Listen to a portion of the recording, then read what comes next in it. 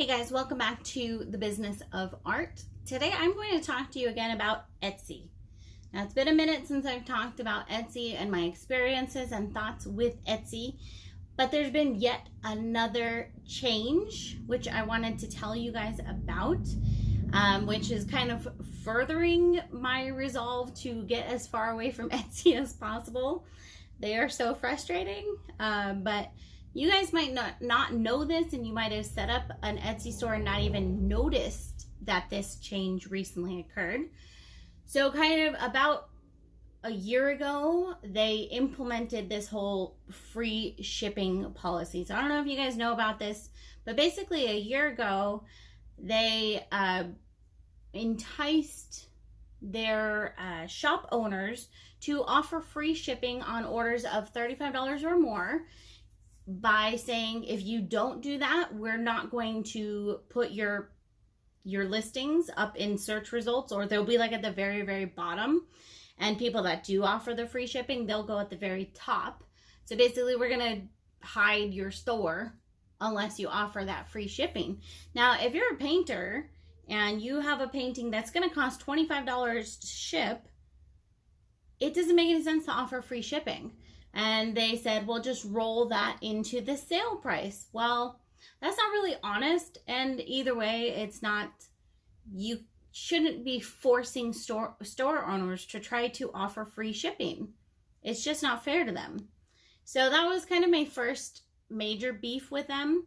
They already take a large percentage of they take a percentage of your sale, plus they take a percentage of your shipping cost. I don't know if you guys know that, but when you sell something for $20 and the shipping cost is $5, let's say, they're going to take a percentage of the $20 and of the $5 for shipping, which doesn't really make any sense. Okay. Anyways, so there was that. And so since then, I've been kind of on the hunt for a new place to sell my art. I haven't really come across any, but I've resolved as of a few days ago, I am going to be just setting up a new WordPress site.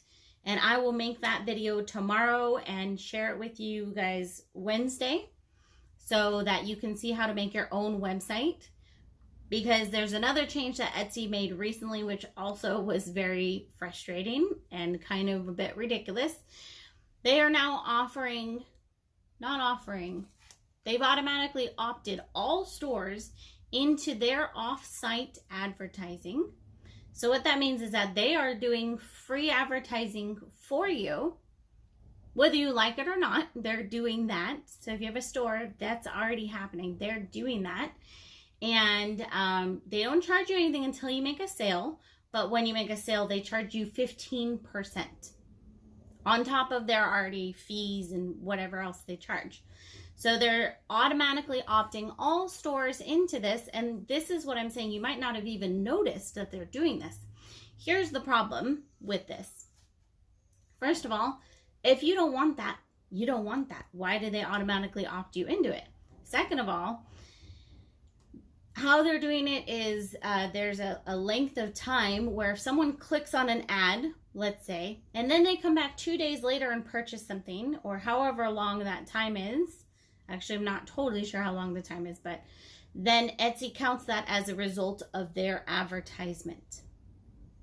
I had a sale recently where one of my longtime viewers, so someone that I actually made the sale with, somehow clicked on one of their ads, I guess, and then a day or two later came back and actually made a purchase of something completely different, no less.